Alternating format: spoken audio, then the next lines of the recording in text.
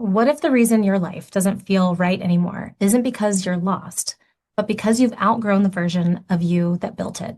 Today, we're talking about that in-between season, the one no one prepares you for, where everything looks fine on the outside, but internally, you know something has shifted. Hey, and welcome back, Soulshine. We have a really special guest today, Amanda Powers. She is the host of the Lost and Found podcast, a show dedicated to helping people bridge the gap between feeling lost and becoming more fully themselves. Amanda's work speaks to the in-between seasons of life, the identity shifts, career pivots, emotional unraveling, and quiet moments when the life you built no longer feels like it fits. What makes Amanda's voice so compelling is that she doesn't speak from a pedestal. She speaks from lived experience.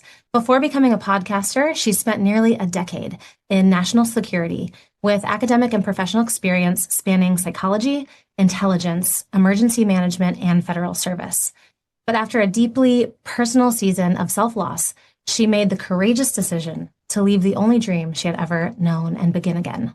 Now, Amanda uses storytelling, honest reflection, and deeply human conversations to create a space for what she calls wanderers, people who are searching for purpose, healing, empowerment, and a stronger connection to their true self.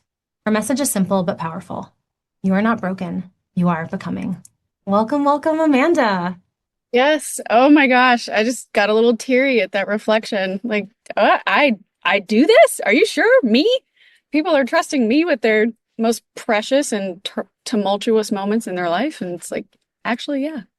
Yeah, which I think is, I mean, we could even start there. I want to take our listeners back who don't know you to take Yeah. us back to the full story, but I think even pausing and like this power of the people, power of the community, power of seeing yourself in someone else with a real name and a real story and knowing that you're not alone, knowing that you're not broken, as you reminded us in that reflection, that your life is not bad somehow, but we are human, and having that shared humanity as one of our gifts of not only healing but empowerment and forward choice. So yes, you are the one, Amanda. Yes. Yeah. No, well, that's very thoughtful. And thank you for inviting me to be on your show. This is super exciting for me. And I'm honored to be here. Thank you. I'm so excited to get into your story, and I would love to start at the beginning, because I'm sure a lot of people will resonate with your story, and maybe the circumstances look differently. But before, take us back to that journey or leading up to the journey where you had everything sort of on paper and you had a plan and you had these dreams and goals. And then you got there and realized that maybe it wasn't the life that you thought it would be, or what you describe as the self-loss. Yeah. I grew up in Nashville, Tennessee. We'll go all the way back, but the the upbringing informs why the identity crisis happened, if that makes sense. So I grew up in Nashville, two wonderful, loving parents. They were entrepreneurs. My mom was a computer engineer, one of the first developers to ever be hired by IBM in the 80s, and my female developers to be hired. And then my father was a creative. He did marketing and communications and graphic design and advertising. And they had their own converged paths, but met back up in Nashville and started a family. And I grew up with the dual brain. So my father was always creative and an entrepreneur and opening and starting businesses. And my mom would start businesses, but it was always tech related. So she was always training people in new waves and new development. She started the first school here in Nashville when the Mac computer was released. So she was teaching people how to convert what was used on Microsoft into the Mac computer systems and like train the Word documents and Excel spreadsheets to communicate to each other on the two different platforms, and like teaching people how to create graphics or advertisements and designs on a Mac versus the PC programs. And so we've always been a very analytical and thought-provoking and deep-thinking house, but also a very creative, loud, happy, silly house, because we had both sides of the parenthood. But my father's business is a marketing agency here in town, and one of their clients is the Army National Guard. And so I grew up watching my father hire and work with and mentor veterans from all different branches of the military. And so I was always inspired by and encouraged by those people in my life. And to see them stand up for what they believe in and to sacrifice so much for their country and for their families and for strangers, right? And then I think I was in fifth grade when 9/11 happened. And so, like, it really sunk into me in that moment that, like, this is actually, always admired those people, but now I started to realize, oh, this is dangerous, right? Like, they're really putting their lives out there. I want to do something where I can sacrifice and help people too, but I don't know that I want to go all the way down that path. I don't know if joining the military is the right way to do it, but what's the next best thing? And I started really looking into the federal civilian side. What are the available positions that way? And I did talk to some recruiters and things like that. But when I went to college, I went to the University of Mississippi. So I left Nashville and I started out in neuroscience because I knew I liked psychology. I'd always done really well in like anatomy and physiology classes. So I was like, ooh, I'll help veterans on the back end. Maybe I won't be a veteran, but I'll go to medical school. I could work at the VA hospitals or something. So started out with a neuroscience degree that blended into psychology and intelligence and security studies. The University of Mississippi at the time, I think it was in 2010, they got a grant from the Department of Defense and the Defense Intelligence Agency to start one of the first intelligence studies programs where they would go into colleges and train students to build up the analytical workforce for the government. So they would pipeline into specific internships, and we would be trained on all the different analytical skills that the different agencies might need depending on which one you worked for.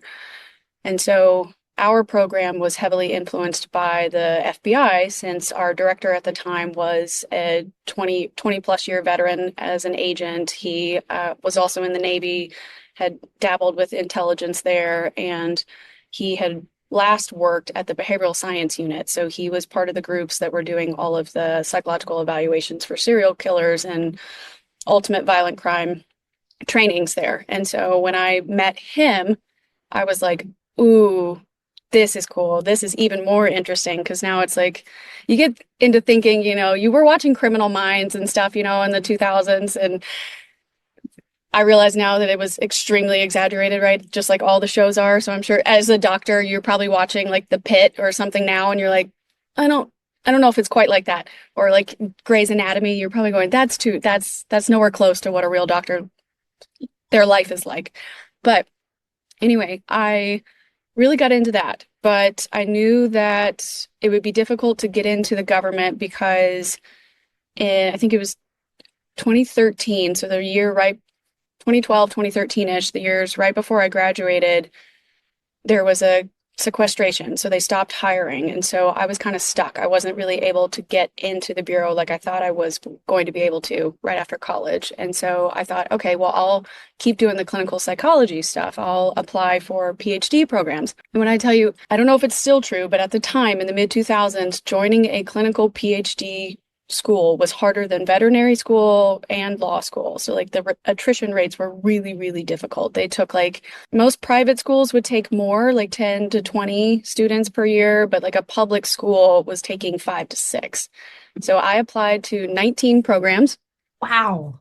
Yeah. God bless my mother. She helped me figure out how to pick the ones that had the best post-traumatic stress disorder studies and all the different professors that were doing that specifically. And I found one out in Palo Alto, and he was at the time one of the renowned terrorism studies specifically. So PTSD for veterans that had been abroad and trying to understand counterterrorism measures and the impact that has on soldiers and stuff while they're in theater. And I thought he would be my best choice because it blended the two things that I love the most, which was the federal side and the service side. But it was a private school, so it was going to cost, $200,000 or so, plus California and the most expensive county of California. That is kind of like, uh-oh, what do I do? Because that's the only school I got into. And for whatever reason, all of my undergraduate professors were like, oh, you can get into grad school. Like, it won't be that hard, whatever. And my parents just kind of begged me, what do you really want to do? Because if you really want to go to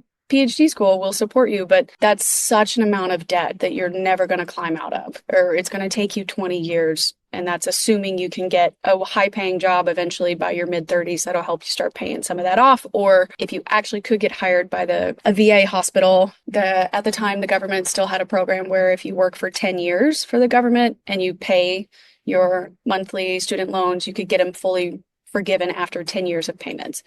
So that was kind of the plan. But eventually lots of things were also happening behind the scenes still in school and with my personal life. And I decided, 200K in debt wasn't really the right choice. Maybe I'll finally take a year off. I'll finally take a break. Like I was that studious straight A kid that had been in regimented programming from, kindergarten through college. And it's kind of like, all right, maybe I should have backpacked through Europe at least once, or I should have done something risky, but like I was too scared because I wanted to work for the government. So I was a goody two shoes most of my life. But I found a contract with FEMA in 2013 to 2014, and it was through the AmeriCorps program. So the domestic version of what the Peace Corps looks like when they go out internationally. And so this particular program was sponsored through FEMA and paid for by them. And they gave us housing and food and transportation, but we would have to deploy to different domestic disasters. So my team responded to places in New York and Baltimore, Alabama, Maryland, DC, and Kansas and Missouri. And so I traveled all over the country and did that. And while I was working for them, they gave us time off to do extracurricular, career advancement, like go and talk to people that we might be interested in the industry or getting us job interviews after the fact. So they were very supportive of like, your contract's going to end, but we'll introduce you to other people. And so I was introduced to a contractor that was hiring for some contracts at the FBI headquarters. And I could go in there at that base rate and they would cover my security clearance. And as soon as the security clearance was approved by the agency, I could go through orientation and do their training. And then I'd be a full-time employee there at the headquarters, which was very exciting. And, little old me, thinks like, oh my gosh, the dream's finally coming true. Like I didn't waste all that time. And, but until that came through, I needed another job. So I moved to DC. I went to Georgetown and signed up for their security studies program and studied terrorism and substate violence. That was my main focus, and got my master's in that while I was working for the FBI during the day as a contractor. And did that job for about 3 years. And then I had a friend who worked for the Customs and Border Protection, so CBP, for a little while. And he was at the White House on a temporary duty assignment. And he was saying, hey, I know you're really good at your job. I know that the contractor is not really, supporting you or promoting you in any other positions. Like, you're not getting the recognition you deserve. I think you should take over my role after my TDY is finished. And so he put in a good word for me, and I had 3 interview rounds at the White House for that position. And then the administration changes and it becomes Trump's first administration. And unfortunately, a few months after that, the division I was going to work for was dissolved because they reorganized the National Security Council. So then I had to kind of start over again. I'm like, oops, I left that really nice job at the headquarters. It wasn't fun all the time, but it was at least stable. And now I had to kind of scramble, because for any of your listeners that are in government work or contracting work, contracts can come and go at any time.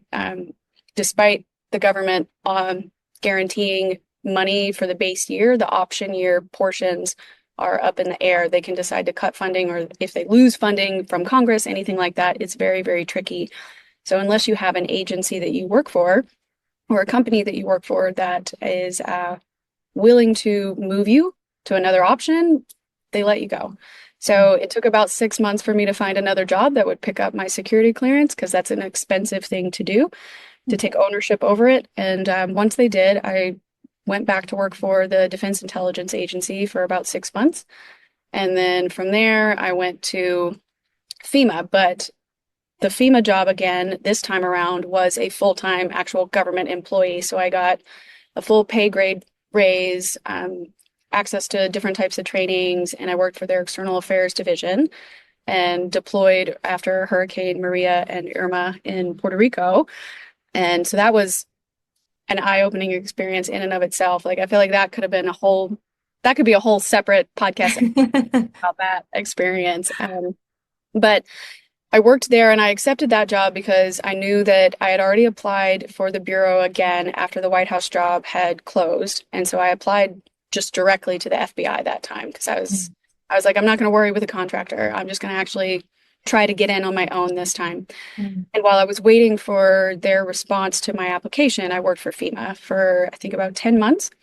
And then from there, while I was at FEMA, right after I came back from my deployment to Puerto Rico, I got my acceptance letter and they gave you 3 date choices to go to the academy. And so I picked like the furthest out date possible because I needed time because you have to leave your apartment, you got to put all your stuff in storage, you got to because you don't get guaranteed to come back to your home city. Oh, So wow. I had to like leave the apartment early, had to figure out what to do with my roommate, all my stuff, like sell things, do things, get rid of the car because I wasn't going to use it while I was at the academy and just all kinds of stuff. And eventually went to the academy, did 3 months there as an intelligence analyst, and then was transferred to Philadelphia in October of 2019. But, I thought like, all right, I'm doing it. It finally felt like my actual like big girl job because it was the big girl job I had been, dreaming about for so long. And it was the first time I was able to buy a house. I just felt like I was, I'm 28. I'm really in the zone, right? Like I'm living it. I'm doing it. I'm doing the thing I told my parents for, 10 plus years. Like I'm finally doing the thing that I told you I was always going to do. And Wow. the silly thing was I was already doing it, right? Like Mm. I already picked a degree I liked. Number one, I already liked who I was as a person, right? I was already on my own independently trying to get these balls rolling, So it was one of those where I look back on 28-year-old me and I'm like, little did she know she had already accomplished so much. Yes. I wasn't giving myself credit for the things that genuinely deserved credit because I was going off all the superficial things that society always tells you. Like you're supposed to have done all this, and this by this point. And I hadn't. So anyway, but I get to Philadelphia.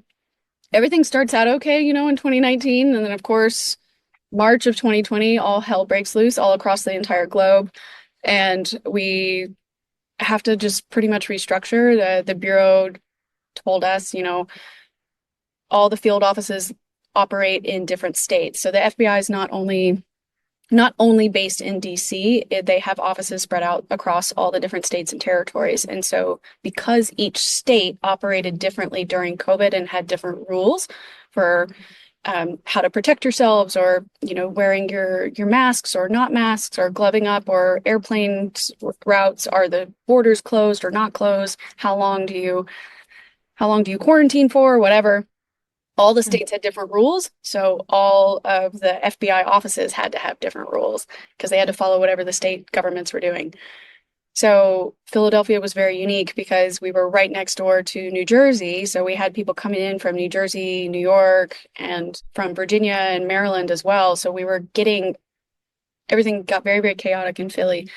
And so it was a really tough time because I was already living on my own and I hadn't been there for very long. And I hadn't made a whole lot of friends other than the office. But when I went into the office now during that year, the rules would change. 1 month I wasn't allowed to go in at all. 1 month I had to go in every day. 1 month I only went in every other week. And then 1 month I went in every other day of the week. So like I'd go in Monday, Wednesday, Friday, and then the next week I was in Tuesday, Thursdays.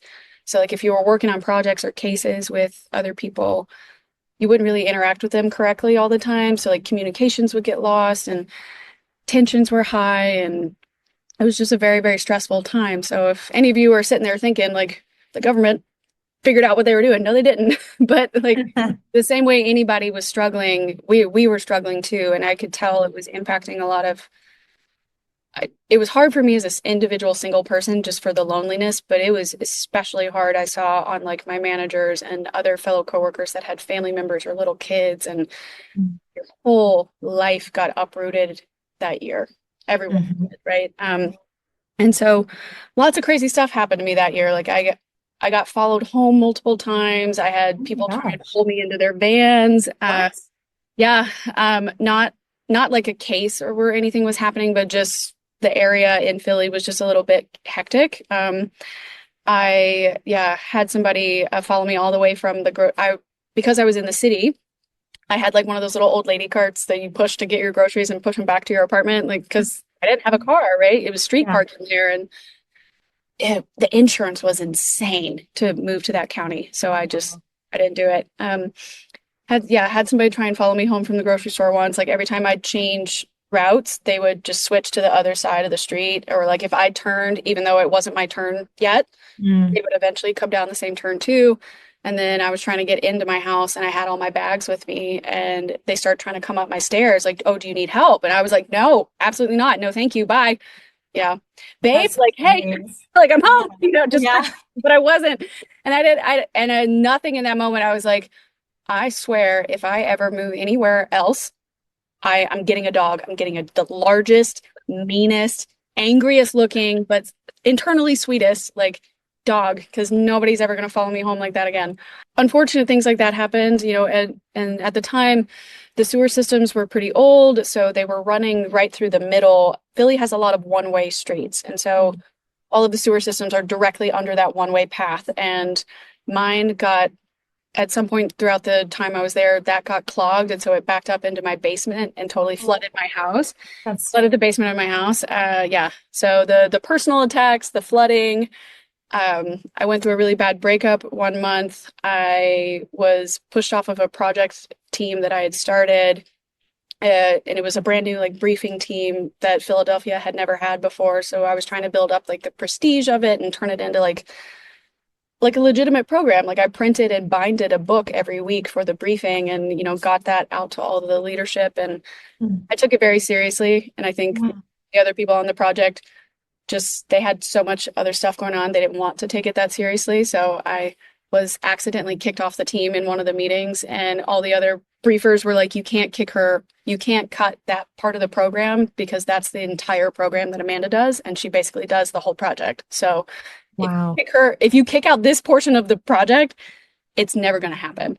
Mm. And I just sat there and I was like, well, at least somebody said it. But Yeah. so it was one of those days. So I was like, cool. So I got a phone call. My grandma's got cancer. My mom's having a mental breakdown about it. I'm getting fired off the team I started. And then the next day I got broken up with. And I just was like, this can't be real. Like, don't get me wrong. I think all of us have had moments in our lives and in our careers where we think something bad is happening, or like you think, oh, this just is a rough day at the office. This is just a bad week. It's a bad month. Like I'm in a funk. Something's weird. But like for me, the professional things that were being said to me, the teams I was being excluded from, the opportunities that I would volunteer to do, and I'd be one of the only people in the office that would volunteer to do them, and I would get denied, or like the funding would get cut randomly or in an unexplained way. And then all the personal things that were happening on the outside. So like living in a place where I had no support system, limited Mm. friendship, you start to internalize a lot and you start to really like start listening to yourself and you start going, okay, we're going to have all these uncomfortable conversations. Like, are we really happy? Is this really what we want? Is this really what we were meant to do? Because yes, you're going to have bad days at work. Like I have a pretty normal 9 to 5 now, and like not every day I have is great, but I don't wake up hating it the way that I started to do in that career. And that hurt me the most Mhm. because I didn't realize that I was grieving my identity, right? Like I thought grief was pretty typical to, oh, someone dies, or a breakup happens, or you lose a friendship or something. But losing yourself is a separate whole separate level of grief that I've never had in my entire life. And now I have so much more empathy for other people that are still dealing with grief, no matter what form it takes, because it's something that like you can't fathom until it actually happens to you. Yeah. So There's so much I want to respond to in your story. First of all, I yeah, know so much about the government. I feel so ignorant. The fact no, no, no. that's amazing. Secondly, what is like a persistent theme across your story is your own persistence, your own like service-oriented heart, your own beautiful way that you kept looking at the world around you, like, how can I help? What can I do? How can I make this world a better place? No matter if it was thinking about the VA or the FBI or whatever it was. And I think that's just such a beautiful character person trait about you. But Yeah, thank you. Yeah, but I think what you were just now speaking to about the self-loss and not realizing that was like a thing is such an important point to make because I think you're right. We're taught that it's the loss potentially of something external to us, something physical, another person, maybe not physical like a house could be, but or a person. But I Yeah. think underneath what you're speaking to is your relationship with yourself and exactly what you said, your self-concept, your identity. Yeah, no, and it just, I don't know if your guests cry on your episode. I'm gonna try not to, but I sometimes cry on mine because I'm pretty raw on my episodes, especially the earlier ones. Yeah. She is, she's angry and she's frustrated and she's just tired, right? Yeah. Yeah. Ooh, so tired. But I had to let go of who I thought I was going to become, Yeah, let go of the future that I thought I was going to build. I had to let go of the future version of who I thought I was supposed to be. absolutely. And like that was the version that I had put up on the pedestal. That was the version I was always trying to reach for. That was the version that like I told everybody I was going to be. And so for me, I've mentioned this a few times on my show, and I should probably explore it in therapy. But um, one of my biggest fears, really, and still is internally, is that I don't want to be a disappointment. I'm always afraid I'm going to disappoint people. And so by choosing to leave this super cool career, because like on paper, like every time I'd go home, my parents were always bragging, my daughter works for the FBI. I'm like, you guys gotta have to stop telling people that that's what this is. Yeah. You're not supposed to tell them, really, my own safety. So my brother actually, I've never told this on my show, but my brother has a joke that he tried to say that once. He came to visit me when I was still working at headquarters, and he and his friends came up for a spring break trip, and they were going out at the bars, and they were like, don't mess with me. My sister's, she's, jacked. She works for the FBI. Like, don't, you better give me whatever I want or whatever, belligerent, silly, 20-year-old. Yeah. And Yeah. I was like, dude, you've got to stop telling people that I work for the FBI for safety. And he's like, fine. She works for the post office. If you want presents, you better be nice to us. Don't fight her. Don't bother her, or else you're never going to get a letter Oh from my Santa God. ever again. That is hilarious. Like, it's so dumb. But for the rest of his college career and all of his friends from then on, if they ever met me, they always ask about how's the post office? Like, are you still enjoying working at the post office? And I'm like, I can't tell if you're serious, or, like what he told you, or if you're joking now. Code. Yeah. Yeah. So that was one of those things, right? So like, I Yeah. guess subconsciously, I Yeah. internalized they're proud of me because I did this, Yes. not, Yeah. oh, not because of me. Yes. Yes. Yes. And you are so not alone in that. And I honestly really feel like this era or generation or these few generations is really the rise of feminine intelligence, the rise of the healing into our paradigm, which is historically, culturally built on, you know, patriarchy and other, you go into that as well, like majority culture. And a lot of, not saying that either is wrong or right or good or bad, but a lot of the emphasis is exactly what you're saying is what do I do? How do I contribute? How can you measure me? How can you define me? How can you label me? And I think what is important about these spaces is that we bring back a remembrance to also who we are, our essence, our lived experience, our connection, our creativity. And from that becomes the byproducts of whatever it is we do, the beautiful Right. podcasts you host, the conversations, the enlightenment. And that is a secondary outcome. But the one in the center is the essence of who you are. And I just want to acknowledge your contribution to helping other people also have that inner validation, that inner healing that is so necessary and needed if we're going to change the paradigm of how we raise our children, how we are in community, how we are in collaborations, what our society values. And I'm actually really glad you even brought up anger, the early versions of yourself on the podcast, because I think also as women, and maybe this isn't true for everyone, I don't want to generalize, but in the same way that maybe we have unconscious inherited beliefs about our worth being directly tied to our value of like what Which our contributors, our bad thing. tangibles. Yeah, yeah. I think the other part of that is like being a good girl, a good woman is suppressing our anger and our emotions. And I just want to reflect back to you the way that you were able to honor your rage as like sacred rage in a way that's not a fire like that's gonna burn the whole place down. Or if it does, it's like fertilizing the soil. It's with intention. It's with like something greater than you, which is what you're doing now. You're recreating your life. You're bringing people with you. You're providing healing space. You're innovating. Like it's rage is not good or bad, but how do we use it? How are we taught to be fearful of it? And I just want to say what a beautiful example that you were able to embrace it, express it with like something greater than you, which I think is why I could notice at the beginning your heart is so beautiful and service oriented. And of course, it makes sense you would use your rage in the same way. Oh, yeah. No, definitely. I think the biggest reason I started the show was I say it on the first couple of episodes, but it was initially selfish, right? It was centered on me because I had never been through therapy before and I had never really talked about what I had done at my work, and I can't legally necessarily, so I can't fully describe that for your listeners, but um I had never had an outlet because while I was working there, you weren't supposed to have a public facing profile. Like you could have social media, but they always needed to be private. We would go through trainings about how to not get got on the internet. And I just kept so much internal.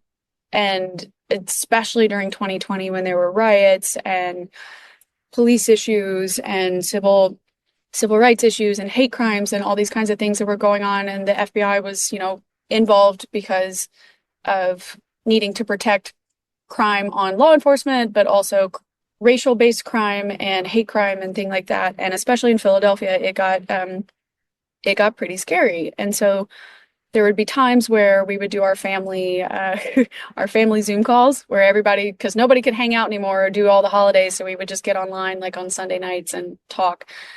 And I had to stop going to them because they would get really political and a little sideways and haywire, and I would kind of get caught in the middle of the left arguments and the right arguments, but both of them would be dismissive of me because I was part of the problem.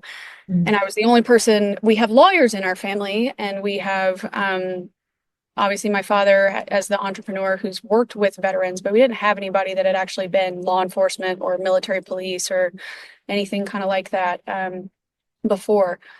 And so I had to kind of keep my mouth shut. And I think when the floodgates finally opened, the podcast gave me the outlet to go, this is what I've been holding down for so long, and it's going to come out, and it's not going to be pretty. It won't be polished. It may not be exciting to listen to, but it's real. Mm-hmm. And I know that if I had been the like 28 to 32-year-old version of me, if I had been listening to that podcast while I was going to work, it's entirely possible that if I had had that voice in my head, I may not have quit yet. I may have given it a little more time, or I may have tried something different versus just fully leaving. I know now that leaving was the right decision, but I didn't have anyone that I could listen to. And so I just thought, you know what, if I can't find the community that's really talking about what I want to talk about, I have to do it myself. Uh, If I don't want to lose myself to that anger even further, or that yeah. frustration, or that the same problem, right? Like the definition of insanity, you keep doing the same thing over and over, expecting a different result, like Yeah. depressing how I was feeling and not being my full self Mm. enabled that identity to have a crack and start to fall apart. And it Yeah. enabled the creative side of me to be suppressed. And Mm. turns out maybe the creative side actually is the one that will have a better shot of helping people feel free. Because I admired the Bureau. They have great marketing, or at least they did when I was working there. The era when I was working there and got hired there. But like the original mission is, to uphold the Constitution of the United States and to protect the American people. And to me, that was the be all end all, right? That was my civilian version of joining the service. And that's it. The government, in my opinion, should do that. Anything else beyond that, we can talk about. That's a separate podcast show, I'm sure. But to me, that is the whole purpose of your federal rights and your civil rights needing to be protected. Because if we uphold the Constitution and protect the American people, they get to live their lives in freedom. They get to open the businesses they want to open. They get to send their kids to the schools they want to go to. They get to live a life where they feel safe and they can pursue what they want to pursue. And that means from protecting them from everything, the cybersecurity issues, counterintelligence problems, espionage, spies, violent crime. I worked crimes against children and human trafficking, and things like that also are included, domestic terrorism as well. All of these are infringements on your ability to just exist Mm-hmm. and be. And so I thought that was the calling. That made the most sense to young version of me. And now that I've been through the podcast and I've talked myself through a lot of the episodes, and like I treat it a lot like a diary. So for anybody that's interested in listening to that, it's the solo episodes are very diary-esque, and the guest episodes are very similar to what Saidie does here, where I try and interview other experts that can help me feel less lost in the world. And hopefully anybody listening can learn something from the found people. Together, right? In parallel. Yeah. It's my real journey of rebuilding my life in my 30s as a millennial that's been told you were supposed to do all this stuff. And it's like, well, I tried to do the stuff and the stuff didn't want me to do it. So it didn't work out. So like now I got to find new stuff. And it's been fun. It's been painful. It's been probably the best thing I've ever done for myself, actually. I mean, there's so much I want to respond to. I'm trying to hold them in both in my mind. The first is you alluded a couple times to the realness of it, whether it's like it's messy, it's whatever, but it's real. And then another time, like this is my diary. But I just want to like acknowledge that I think that's even more powerful. It's the frequency of authenticity is the most powerful frequency because it is real. And so just to thank you for the courage that it takes to be the full messy version, which allows others to be their full messy version too. And I Yeah. think at the heart of what you're speaking to, saying this version of my life, I was more led in this way, my creative was suppressed. Now this version of my life, my creative is more forward. But like, I think regardless of the season, your past, your present, your future, how can we continue to honor the self-expression that is within? And I think it's so beautifully ironic and synchronistic that your definition of like what the government should do is just allow people to be fully free. Yeah. And Amanda, what you're doing is actively creating your life from full freedom, from your fullest expression, from your fullest desire to wander when you want to wander and to be when you want to be and to do when you want to do.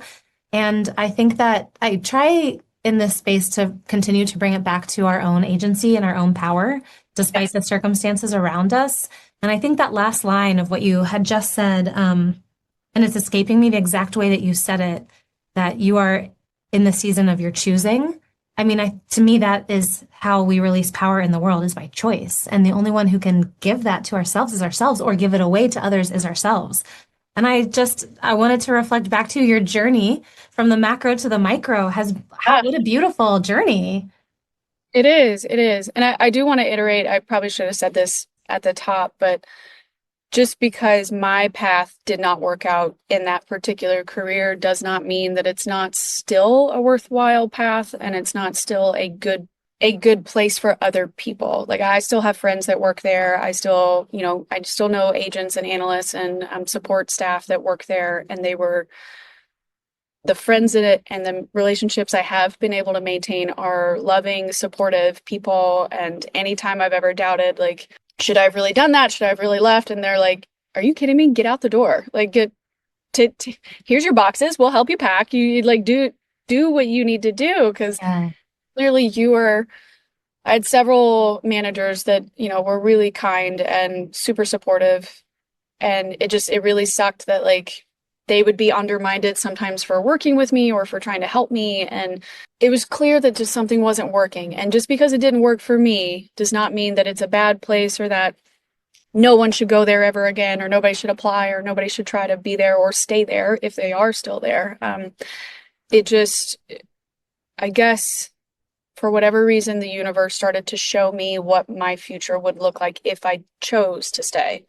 And Yeah. I did not want to choose to stay in a position where, yeah, I might have stayed for the 20, 25 years. I'd get my pension. I'd be in my 40s, early 50s by that point. I could have a second career if I wanted to as a Right. security consultant. Like I would be set up, but at the expense of not having that creative freedom, not having the analysis that I was writing and producing being trusted or being used ethically, at the risk of not potentially never being married, never having kids, like because I would be working all the time, or have the opportunity for international positions, and it's really hard to do that with family or with kids.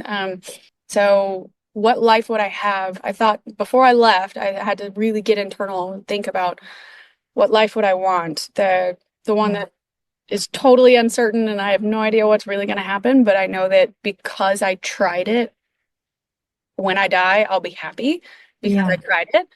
Or I get the guaranteed one because it's super cool and in theory, I'll be able to retire with all these benefits, but who am I going to share the benefits with? Yeah, and that's what I hear when I hear you speak. I don't hear like I have no judgments about your colleagues or your environment. What I hear is as a woman who is in a phase of self-discovery, of being honest with her heart, with herself, with how she wants to show up in the world and contribute. That's the journey that I hear, and a lot Yeah. of courage because it's exactly like you said, we're inherently unconsciously taught that these things outside of us will lead to our safety or to our validation or to our success or whatever measure or marker you're aiming for. And what I hear from you is like, is it called a homecoming? What do they call those stories when like the young heroine like finds themselves or hero? Right? Or the Odyssey, right? The journey, the hero's journey. Yeah, the hero's journey, the heroine's journey, the Odyssey, but Oh yeah, something like that. Yeah. yeah, coming of age, maybe is that's like when you see a youngster in a movie. Not that you're like, I don't want to be Yeah. demeaning your Oh age no or no your no no journey. no no. No, well, But that it's sentiment. possible because I mean maybe like I don't know if your show gets into like astrology stuff or not. I don't know anything. I know I'm a Capricorn. That's it. But Thanks. I don't know anything about what that means. Like don't ask me. But I have heard a lot of people talk about like your 27 to 32 range is like your Saturn return period or something like that. And Yeah. little did I know the things that were truly happening to me between 27 to 32 were just absolute nonsense. Like, Yeah. and when I finally heard more about that process, I Yeah. was It like, resonated. oh, Yeah. yeah, that's right. Because I don't really think the 2025 was probably the first time I had really started listening and could hear my intuitive voice, Yes. I Yeah. heard it the week I started the show because Mm. it told me, you have to do something or else you're the self. It called it you, but it was Hmm. not in a suicidal way, but it's like you have to do something or you're going to die. Like Hmm. the entity of you will be dead. And I was just like, okay, all right, we've got all the software, we've got the stuff. We're just gonna start talking and see what happens. And Yeah. 2.5 years later, here we are. But Yeah. Yeah. That's what I hear and when I see when you talk. It's like it's a homecoming to yourself. right. Yeah, So which is quite beautiful. possibly, yeah. I was just I wasn't listening to anybody or anything. I thought I knew exactly what I wanted and what path was going to work, and I took it. And I did not, I did not have a homecoming until the 30s hit, and you're like, oh, Girl, wait yeah, till 35 to 45. yeah. I'm sure it's. Well, yeah. I turned 35 in January, so it's getting so much better. And I used to think that that was such a silly thing that people would say too, like, "Oh, your 20s are so, you used to think those are the time of your life, and actually Right. they're the most tumultuous because you're changing careers, you're trying to figure out who you really are and what you want and how Yeah. to pay your bills for the first time and how Yeah. to, get into romantic relationships or not if that's what you want, in and out of all of those things too and navigate where you want to go. But like your 30s has so much knowledge in it and the confidence to start saying yes to things and no Yeah. to things. Yeah. That helped me build so much confidence too. And so in 2025, I think I really started to get into the groove of even finally admitting that I'm a podcaster. Like Yeah. I would go to events, yeah, even at, 30 episodes in or something, like not that far along. And my dad would hear me introduce myself to people or things like that. And he's like, she's also a podcaster. And I'm like, Dad, no, like, don't. It's just so counterintuitive because you want to tell people about your show. You want to tell people about the content you're creating. But like, I still felt the imposter syndrome. So, like, Of course. this year, because of all that confidence building in 2025 and like readjusting a little bit the finances to start trying to pay and boost the show and like really, get actual graphics, get an actual website up, get an actual digital footprint going. I was like, I am this. Like if you Yeah. type in my name, Amanda Powers podcaster into Google, it pulls up all of my channels and I don't know. That sounds kind of cliche to like Google yourself, but No. I've never been able to Google myself before, and now I'm real. Now I'm on the internet. So it's one of those where like 2026, I'm finally actually saying, yes, I work in marketing and podcasting, or Yeah. I'm in marketing sales and I do Yeah. podcasts. I love that. Yeah. And I think like a lot of people resonate to that too, who are in the in between when you don't yet feel like the future you're living into is you, but you Right. definitely don't feel like the past is you. And how much like internal work that speaks to have your own back, to be proud of yourself, even when you don't have the external like real manifestations, like physical proof, like Yeah. to still believe and to still love yourself through it, no matter what it looks like. That takes an incredible amount of self-trust and belief. Yeah. Yeah. Yeah. I'm still working on it every day. I For anybody that hasn't listened to the show before or you haven't listened to any of the recent episodes, depending on what time your show comes out, January and February of 2026, those episodes were really spread out and kind of short and little rough cut because I just didn't have the time. Like I work full time somewhere else right now at the time of this recording, and I do all the podcasting edits and clips and uploading all myself. And I'm also a primary caretaker with my mom and my grandmother. And so it's one of those where, like, the last couple of weeks, just I haven't had the time. And so a little piece of the identity felt wrong because it's like, ooh, you gave up doing your weekly episodes, or you stopped showing up the way the other shows that you admire are showing up. And it's that constant reminder that number one, you stop comparing yourself to somebody else. Their journey is their journey, yours is yours. But number two, what does their reality look like? Because their version of 24 hours in a day is a very different 24 hours than yours. What does it actually look like? Where are you spending your time versus where do they have blocks of time where they can either do these things or they have a team that helps them? They have a producer, they have an editor, they have a social media manager, something like that. And then I'm like, oh, right. I Yeah, have that's none of that. So it passion. makes Yeah, sense. Makes yeah, sense. It's a break in my absolutely. Yeah, yeah. And I Yeah. think too, even like you just having that thought, because I also like really value emotional intelligence in this space and always share the framework that emotions are not good or bad. They're just information. So like even that thought that you had of like, oh, look, you didn't show up weekly. Like that's just information of what you still value, which is your platform, your podcast, your mission. Like nothing has gone wrong. That's just your life talking back to you and Right. redirecting you, recalibrating you. Like, yeah, that's isn't that how it always is, though? Life is always talking back to us, for better or worse. Yeah. Well, Yeah. I follow a few different fitness influencers as well on Instagram and stuff. And one of the ones I admire the most, her name is Danielle Wilson. She's based out of Chicago. And I've admired her journey a lot because she is pretty open about a couple years back, she found out she had PCOS, but she didn't really realize what it was at first. So she would fluctuate in her weight and people would judge her. So she would make videos about that and trying to explain, like, I'm almost 6 feet tall. My father was a football player. Like, I'm just a super strong athlete and always have been. I was a cheerleader and a gymnast. So, like, I'm built closer to like the aerodynamics of that. Like, uh, Yeah. and like, I have hormonal issues. Like, birth control doesn't work for me. So, like, Mm. she also talked about like, being a black woman in the healthcare industry and like not feeling heard when she needed help. So she was like, I'll take you on my neuropath or nature path. I don't know, Mhm. but I don't Naturopathic journey, journey. Yeah, yeah. neuropathic journey. So she's like, if you need an alternative doctor, this is how to speak up for yourself when you have questions. These are the questions you should ask if you are feeling like I felt, and like get your blood drawn, get all these things. So she's just constantly been an advocate for show up in your season, because the seasons are always going to change. But what doesn't have to change is you. You show up in whatever level you're able to show up in, but never stop showing up. Right. Yeah.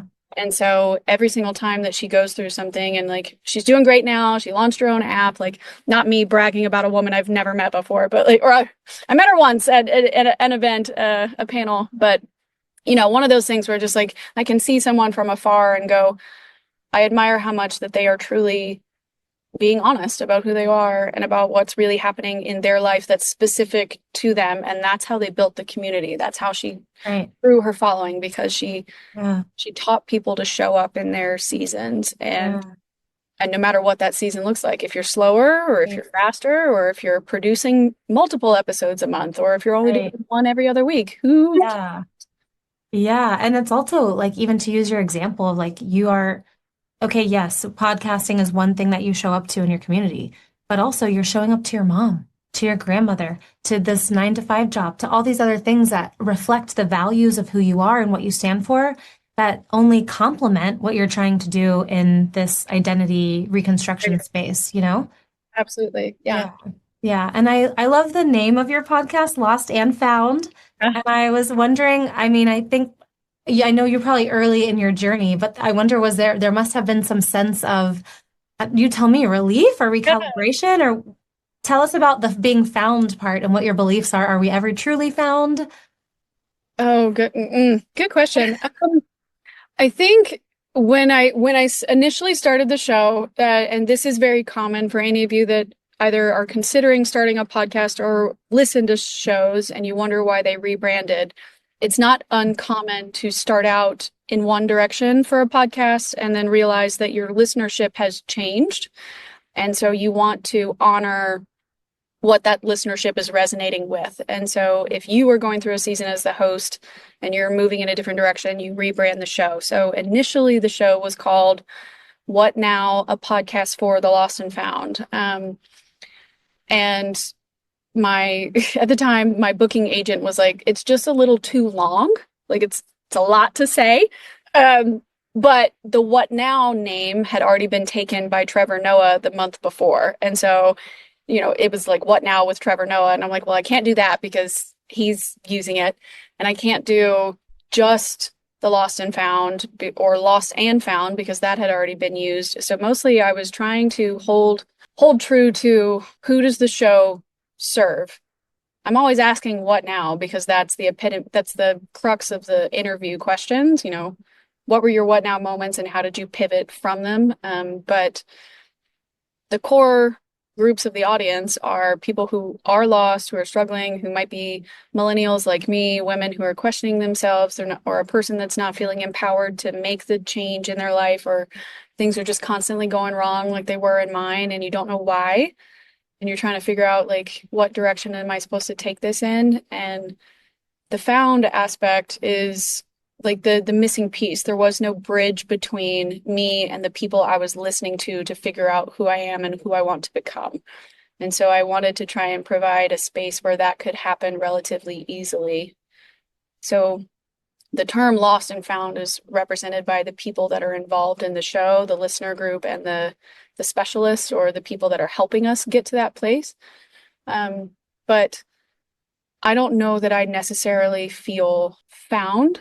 I think that people can feel fulfilled in their purpose in life, and you can be called to a specific purpose in life, and that helps you feel aligned with just whatever's going on. Kind of like sometimes when some people say like, yeah, if you do what you love, you'll never work a day in your life. That I wanted to try and figure out, how can I do what I love where I don't work ever again, but it's work that I enjoy doing. How do I feel purposeful again? Because I had lost it by leaving the bureau, by letting, intelligence analyst Amanda go. Mm-hmm. That wasn't my purpose. I wasn't supposed to serve people in that way. Then how am I supposed to serve them? How am I supposed to bring about meaning in the world because Mhm.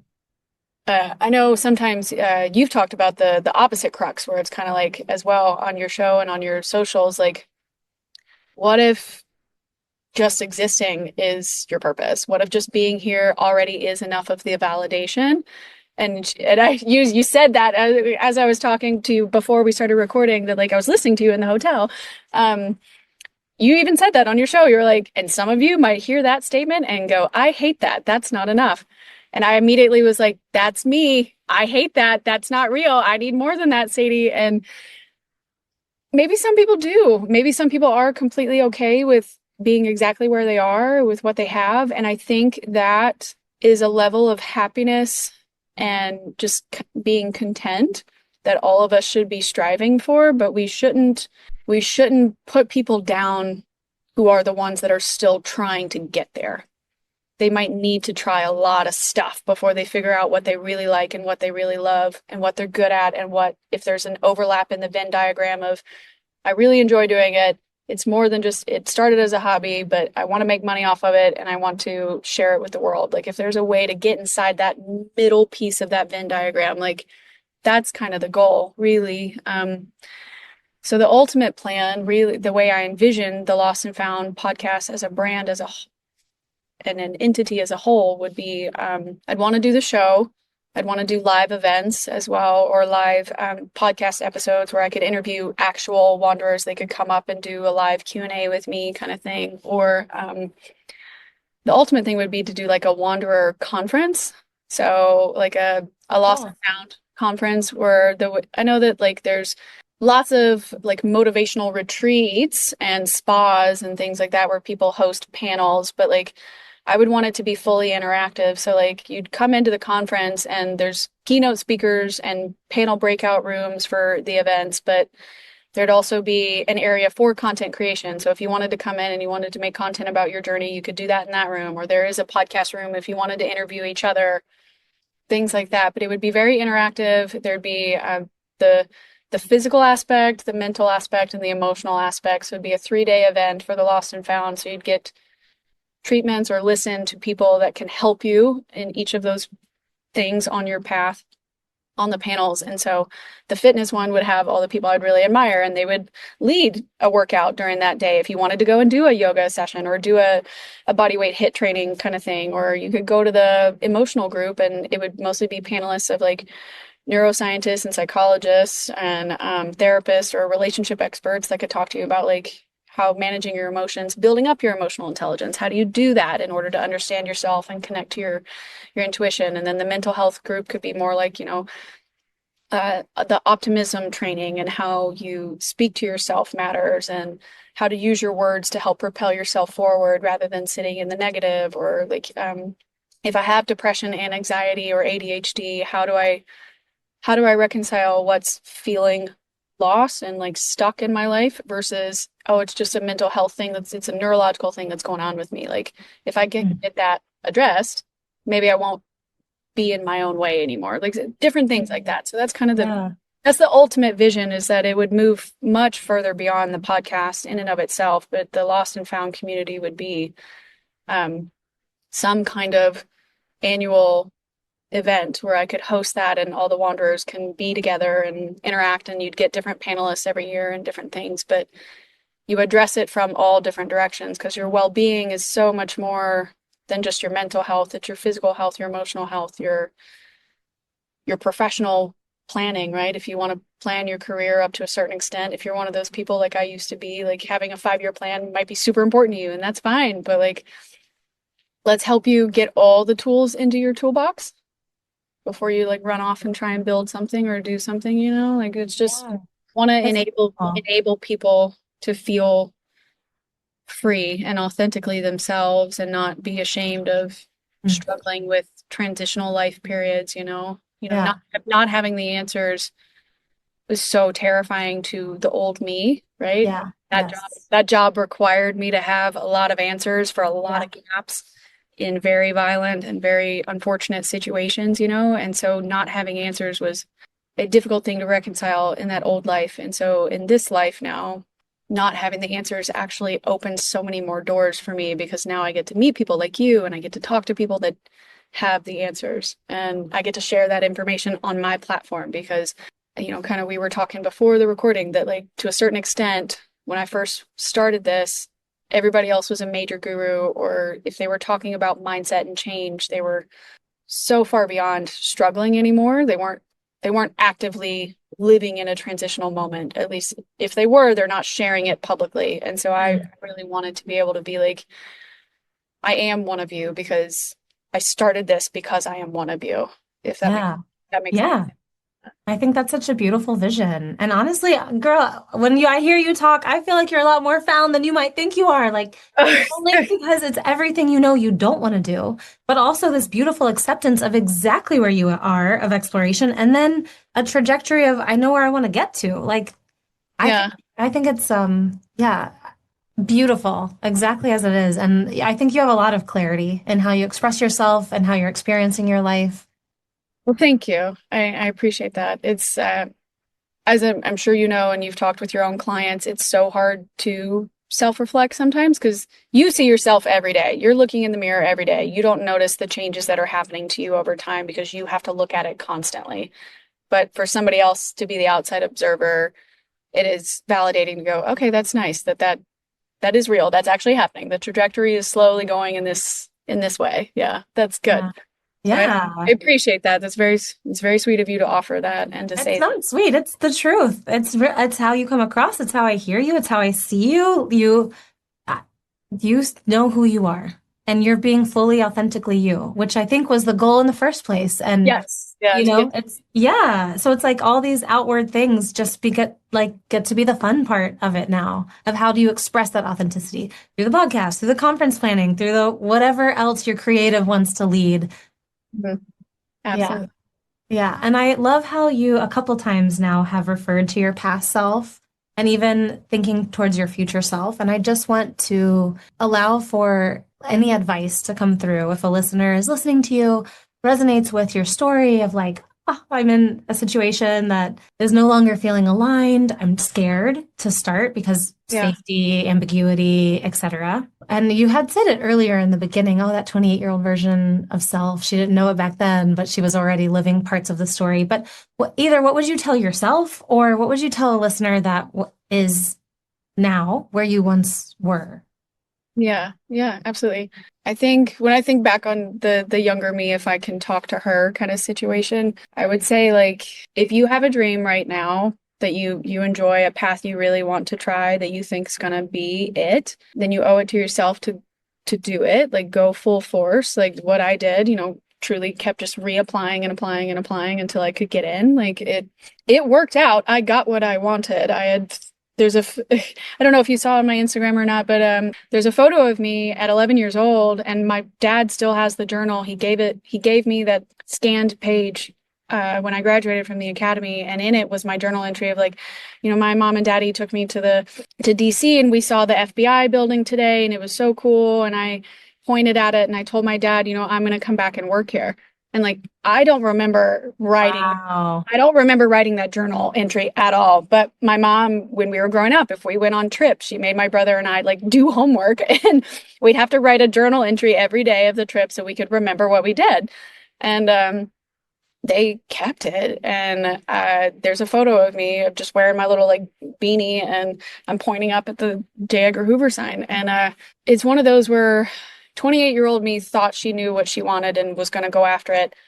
I would tell her, then you have to do it. You have to do full force. What is it? Kids say 10 toes down on business or whatever. Like, I'm not cool. I wish I was, but I'm not, I'm older than right. you, so I don't even know. I don't know. I was like, yeah, 10 toes down, stay on biz.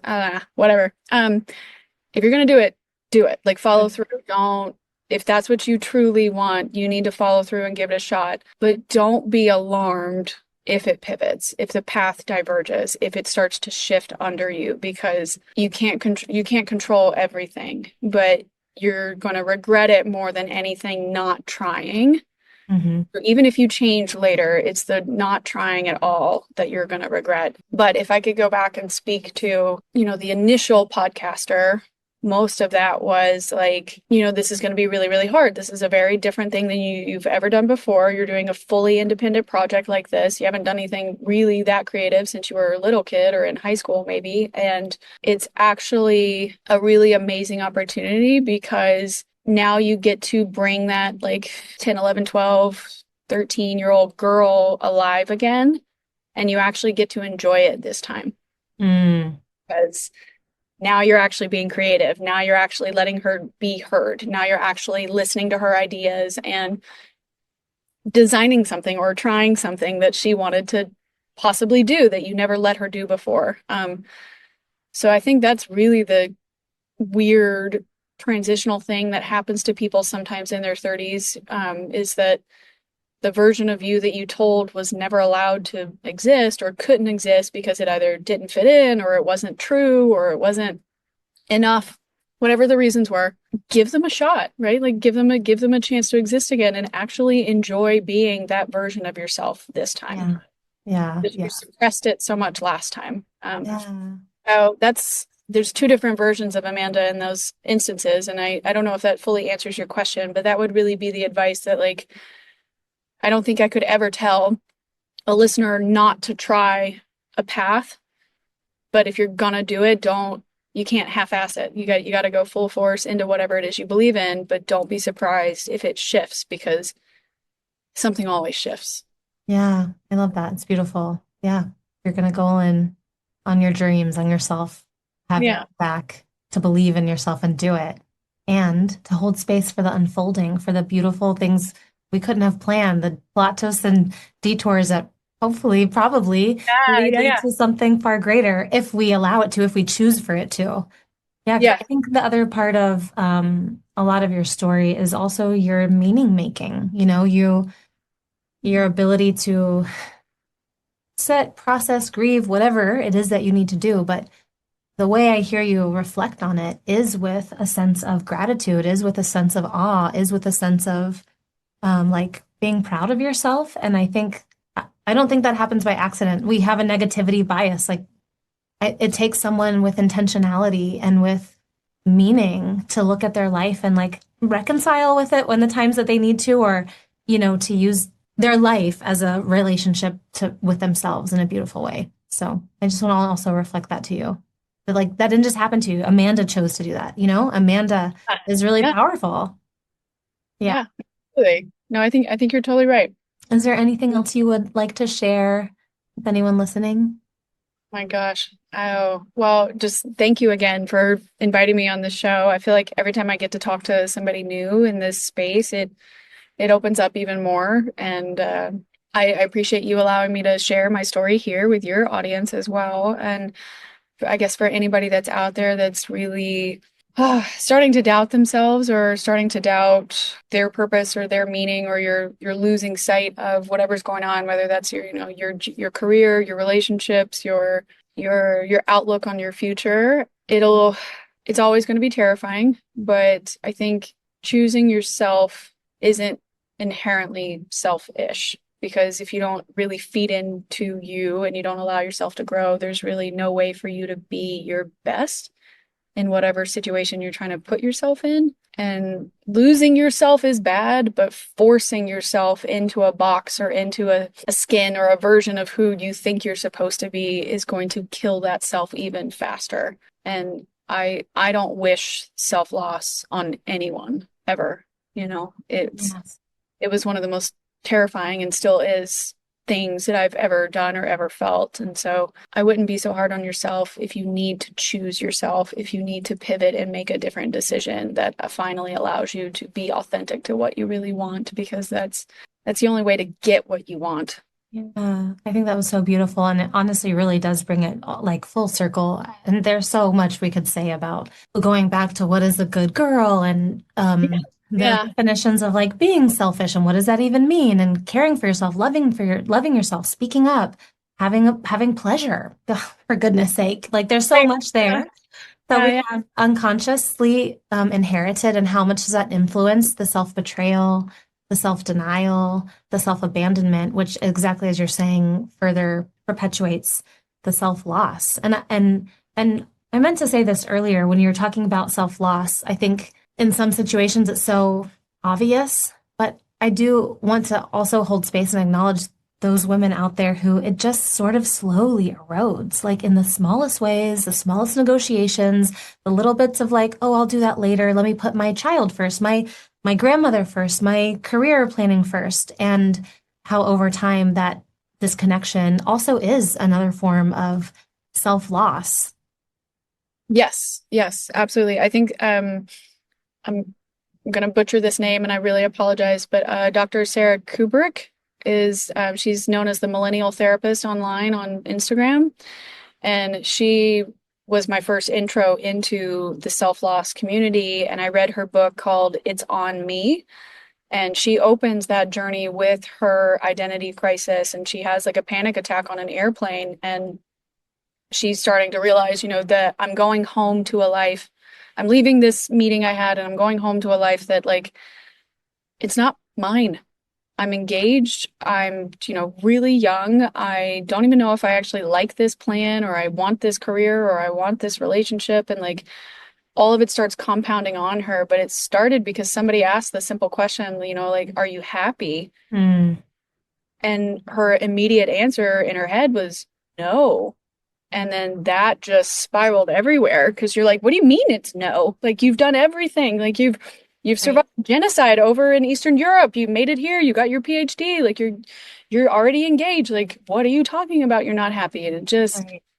it goes from there. And so when I was reading that initial opening in the book, I was like, oh my God. Like I didn't have a panic attack on an airplane, but like she explained it exactly like that as an expert in existential psychology. Like it's self-loss isn't necessarily a divisive moment because she Mhm. had lots of tragedy that should have thrown her off her path as a child and growing up and stuff, but it never did. It was the slow build of each thing over time and the constant saying no to certain situations or just agreeing with your partner for the sake of avoiding a fight or a conversation you don't want to have, or waking up one day and not I guess she talked about one of the examples she had was is it in The Runaway Bride where they asked Julia Roberts like how do you like your eggs, and she doesn't know the answer because Right, every person she's been with had eggs a different way, and so the guy is like, okay, but how do you want them? And she didn't know. And right. those were like the day that you realize that you are gone and you're just here, Hmm. one of the most terrifying days that you're ever going to wake up to, but it's also I think one of the most important ones in your life should you continue to be lucky and have a long one, because that's your moment. That is the literal fork in the road situation. Do I go this way? Do I stay exactly where I am, or do I try this whole other option? And if you are able to and can and have the courage to try the other option, I would say try it, because I hate the feeling of the stagnation and being stuck, and Yeah. I would never want to do that. So I don't know if you do a book club as part of your podcast episodes or anything, but I feel like your listeners would have so much fun being able to comment on like, this is what we learned from this particular speaker or something like that, or this author, because there's another one that you keep talking about, like the what women have been taught to like feel Mm. shameful about or what they're supposed to hide about. Like there's another book, again, I'm going to butcher this because I can't remember the author, but it was like the seven deadly sins, and how did Oh, the history behind the seven deadly sins and where did they come from and how those seven deadly sins were used to control women. yeah. So that one I found, the author was on an episode of Girls Gotta Eat podcast, and the interview was just absolutely fascinating about how women's bodies and opinions and minds and capabilities have been controlled based on these seven allegedly horrible things it is to be gluttonous or shameful or adulterous or anger and envy and all that kind of sloth. And it's just kind of like you can't win ever. So Yeah. might as well be yourself.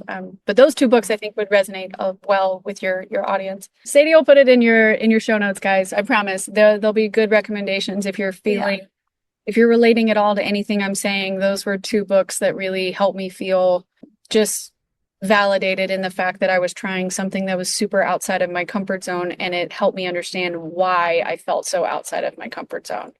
Just Elise Lonen. I don't know if I'm saying her last name right. Right. yeah, yeah, yeah. Yeah. Hmm. Okay. It looks like a garden on the front. It's very Yeah. colorful. Yes. Yeah. Yeah. Yeah. I think you'd like that one a lot. That's awesome. Thank you for the recommendations. For sure. Well, Amanda, how can people reach out to you? How can they work with you? How can they connect with you? Yeah, absolutely. So everything I have is under the show in and of itself is called the Lost and Found Podcast with Amanda Powers, and that's on all platforms. We're on YouTube, Spotify, Apple, just like Sadie here. And my website is podcastforthelost.com, and all of the social medias are podcast for the lost as well, just with the periods in between each word. So podcast.for.the.lost. But that's where I am. The website has a contact page where you can submit listener questions, or if you're interested in sponsorships or things like that for the show, you can fill those out. If you are interested in being a guest on the show, you can fill out a form there as well, or inviting me to your show if you have one and you think I'd be a good fit and resonate with your audience. All of that is on there for that contact form. So that's probably the best way to go about it.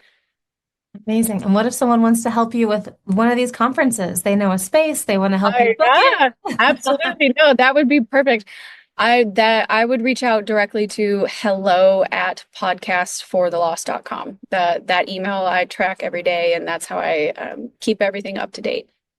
Beautiful. Thank you, Amanda. It's been such a pleasure to know you actually and sit with you. I know we're friends now. Yeah, I hello. know. Yes. Yeah.